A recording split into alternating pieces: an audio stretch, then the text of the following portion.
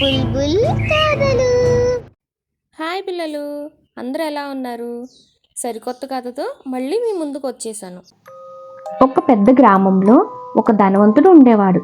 అతని పేరు రిచార్డ్. అతని దగ్గర చాలా ధనం ఉంది. అతను ఒక పిసినారి. అతను తన పనివారికి కూడా తక్కువ జీతం ఇచ్చేవాడు. అదే ఊరిలో రామయ్య అనే పనివాడు ఉండేవాడు. అతను చిన్న కుటుంబంలో నివసిస్తూ చిన్న ఇంటిలో ఉంటూ రిచార్డ్ దగ్గర పనిచేస్తూ ఉండేవాడు.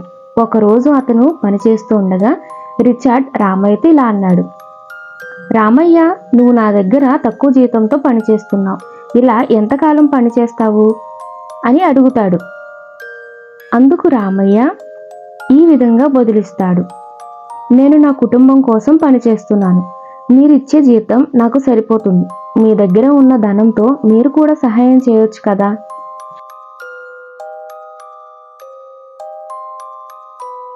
రిచార్డ్ ఆలోచిస్తూ తన మనసు మార్చుకొని తను ఒక హాస్పిటల్ మరియు ఒక స్కూల్, రోడ్లు వేయాలనుకుంటాడు.